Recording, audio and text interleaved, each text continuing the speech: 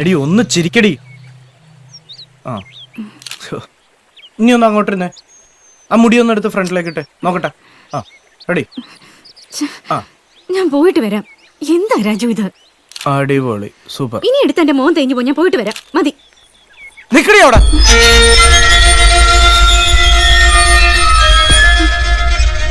പോയി കണ്ടിട്ട് വാ.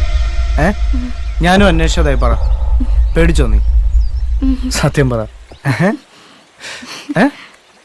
ഓക്കെ. പിന്നെ ഞാനിവിടെ ഒറ്റയ്ക്കാണ്, പെട്ടെന്ന് വരണം. ഒരെണ്ണം കൂടെ. Thank you. By.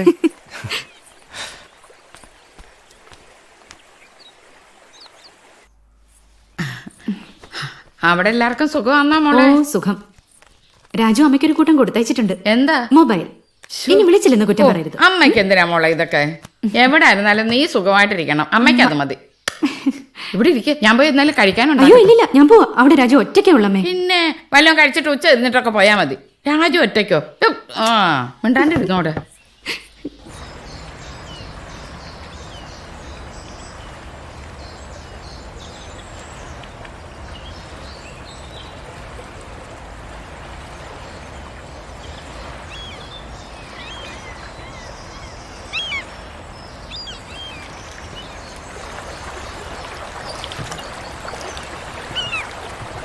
Moolamattom power ഹൗസിന്റെ അറ്റകുറ്റപ്പണികൾ ഇനിയും തീർന്നില്ലേ? ഇത് പവർ ഹൗസ് തന്നെയാ. ഈ കുന്തം കാരണം മോട്ടർ അടിച്ചിട്ടില്ല. കുളിക്കാൻ വെള്ളമില്ലാന്നും പറഞ്ഞ് ബിശ്വസാർ അവിടെ കലിതുള്ളി നിൽക്കുക. ഓഫീസിൽ പോകാൻ നേരായെന്നും പറഞ്ഞു. ഒരു ദിവസം കുളിച്ചില്ലാന്ന് വെച്ച് കമ്പനി പൊളിഞ്ഞൊന്നും പോവില്ല. അയാളോട് വേണമെങ്കിൽ പുഴയിലിറങ്ങി കുളിക്കാൻ പറ. നീ ആ നട്ടൊന്ന് ടൈറ്റ് ചെയ്ത്. നെട്ട് ലൂസായിരിക്കുന്നത് ഇതിന്റെ അല്ല.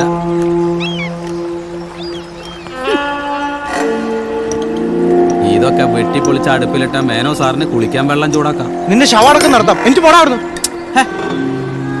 ഓരോ കേസ് കെട്ടും കൊണ്ട് ഇറങ്ങിക്കോളും. കറണ്ട് ഉണ്ടാക്കുക അത്രേ. ഒരു കണക്കിന് അതാ നല്ലത്. ഷോക്കടിപ്പിക്കാൻ വേറെ കൊണ്ടോണ്ടല്ലോ. രാജു എനിക്ക് വേദനിക്കുന്നുണ്ടോ? തലയ്ക്ക് സുഖമില്ലാത്തവനാ ഞാൻ നോക്കില്ല. വെച്ച് തേമ്പി തരും ഞാൻ. ആർക്കാണ് അസുഖം?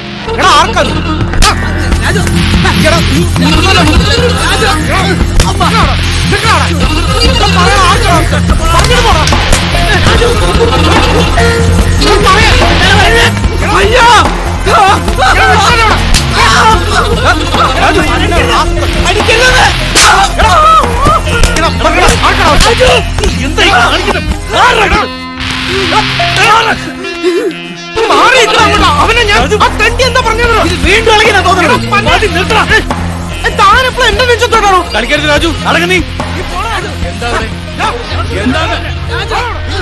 എന്താണെന്നല്ലേ ചോദിച്ചത്? പറ. ഈ പുന്നാര മോനോട് ചോദിച്ചു നോക്ക്. ഞാൻ വന്നില്ലെങ്കിൽ ഇവനെ ചവിട്ടി കൊന്നേനെ. അപ്പൊ അവൻ പറഞ്ഞൊന്നും കുറ്റമല്ല. സാബു വെക്കോ.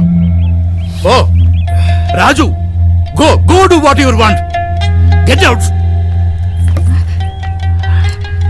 എന്താ വിശ്വത്? നിനക്ക് അറിഞ്ഞൂടാ അവന് സുഖമില്ലെന്ന്. എന്താ സുഖം? ആർക്ക്? അച്ഛൻ ഈ പറഞ്ഞ ആ തണ്ടി അവിടെ കടന്ന് പറഞ്ഞത് അത് തന്നെയാണ് ഇവനും പറയുന്നത്. ഈ വീട്ടിൽ നിന്ന് ഭ്രാന്തില്ലാത്തവനും ഭ്രാന്ത് വരും.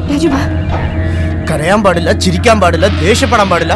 എവിടെയെങ്കിലും ചെന്ന് ഒറ്റയ്ക്ക് ഇരിക്കാന്ന് വിചാരിച്ചാൽ അതിനും സമ്മതിക്കില്ല. ഞാനും ഒരു മനുഷ്യനാ. ഇതൊന്നും പാടില്ലെങ്കിൽ എന്നെ പിടിച്ചൊരു പ്രതിമയാക്ക്. എന്നാ പിന്നെ ഒരു കുഴപ്പമില്ലല്ലോ. അവൻ പറഞ്ഞിട്ട് പോയത് കേട്ടല്ലോ. അതിര് കവിഞ്ഞ ഇമോഷൻസ് കാണിക്കുന്നതിന് പേര് വേറെയാ. കാര്യങ്ങൾ അതിന്റെ ഗൗരവത്തിൽ മനസ്സിലാക്കിയില്ലെങ്കിൽ ഇത് എവിടെ ചെന്ന് അവസാനിക്കുമെന്ന് പറയാൻ പറ്റില്ല. പിന്നെ ഞാൻ പറഞ്ഞില്ലാന്ന് വേണ്ട.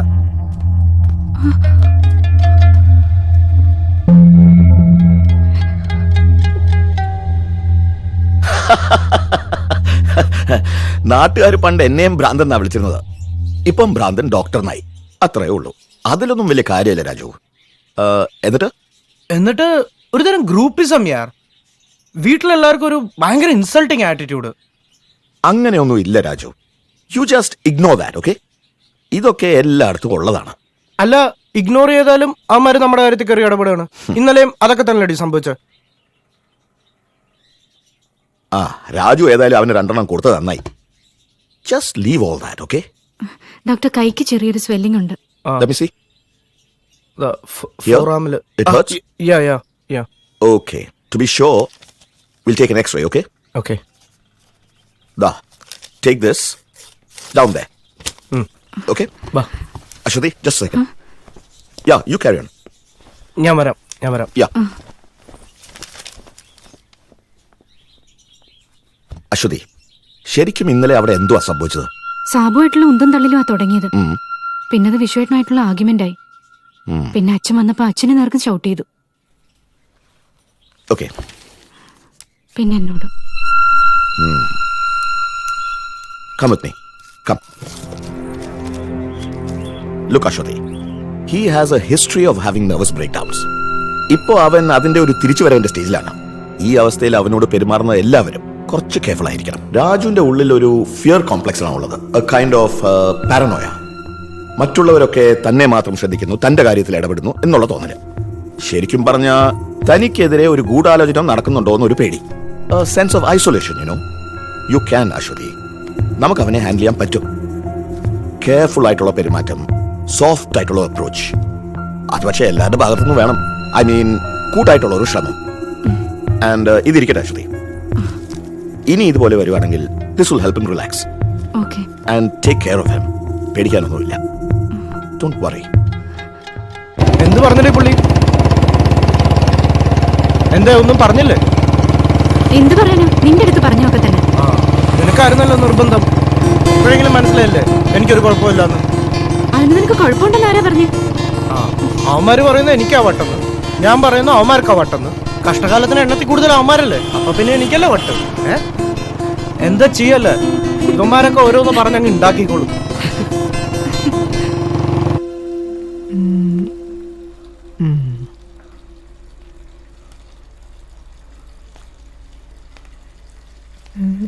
എവിടെ പോയത്? എടോ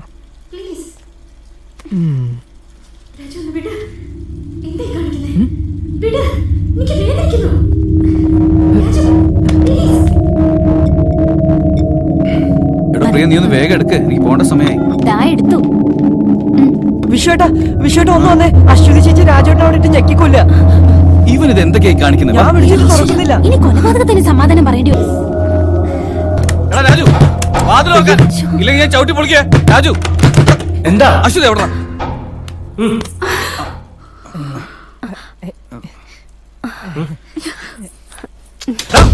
അവിടെ നിൽക്കാൻ. ഇവിടെ എല്ലാത്തിനും വട്ടം. പണ്ടൊക്കെ ഒരു കല്യാണാലോചന എന്ന് പറഞ്ഞാൽ കാരണവന്മാർ തമ്മിൽ കൂടിയാലോചിക്കണം, ജാതകം, പൊരുത്തം, അങ്ങനെ എന്തൊക്കെ ഫോർമാലിറ്റീസ് ആയിരുന്നു. ഇപ്പൊ പിള്ളേര് തന്നെ അവർക്ക് ഇഷ്ടപ്പെട്ട ആളെ കണ്ടുപിടിക്കുക. രേവതിയുടെ കാര്യം അങ്ങനെ തന്നെ, ചാറ്റിങ്ങിലൂടെ പരിചയപ്പെട്ട അത്ര. ഓഹോ, ആ മോളെ ചായ കുടിക്കാം. ആ അന്വേഷിച്ചപ്പോ തരക്കേടില്ലാത്ത ഫാമിലിയാ, എല്ലാം കൊണ്ട് ചേരും.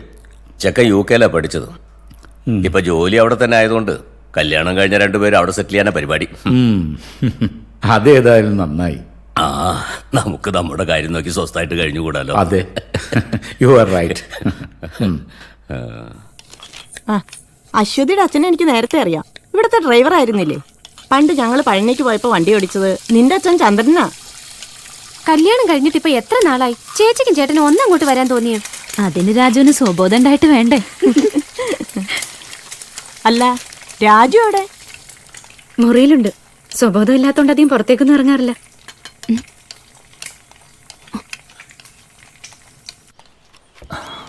പ്രിയയുടെ കല്യാണത്തേക്കാൾ ഗ്രാൻഡ് ആയിട്ട് രേവതിയുടെ കല്യാണം നടത്തണമെന്നാണ് എന്റെ ആഗ്രഹം. ചെലവിന്റെ കാര്യം തള്ളിയും വിഷമിക്കണ്ട. പ്രിയയുടെ സിസ്റ്റർ എന്ന് പറഞ്ഞാൽ എന്റെ സിസ്റ്റർ അല്ലേ. കല്യാണം നമുക്ക് ഗ്രാൻഡ് ആക്കാം. Okay, don't worry. നീ കിച്ചണിൽ പോയി എന്തെങ്കിലും എടുത്തോണ്ട് വന്നേ. എന്ത് വേണം? എന്തെങ്കിലും. പിന്നെ നമ്മുടെ ജിമ്മിയുടെ കാര്യം എന്തായി? അവന്റെ കാര്യം പറയാണ്ടിരിക്കാൻ വേണം. അവൻ ആ പ്രോപ്പർട്ടി വാങ്ങില്ലേ? എന്ത് കാര്യം ഉണ്ടായിരുന്നു? ഒന്നും നടന്നില്ല.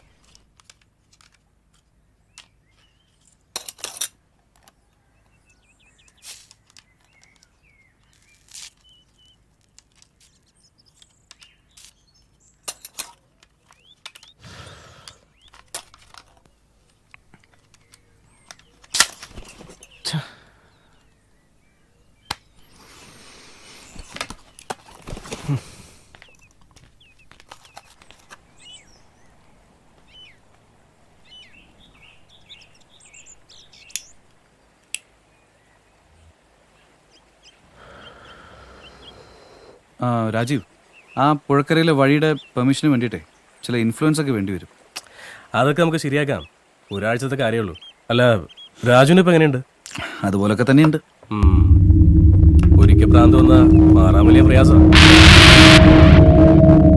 ഈ വട്ടെന്നൊക്കെ പറയുന്നത് ഒരുതരം ജനറ്റിക്കൽ ഡിസോർഡറാ. അവന്റെ സമനില തെറ്റാൻ അമ്മയുടെ മരണം ഒരു കാരണമൊന്നുമല്ല. അതൊക്കെ ഒരു നിമിത്തം മാത്രം. എന്ത് ചെയ്യാനാ, അനിയനായി പോയില്ലേ? ആ, ഒക്കെ ശരിയാവും.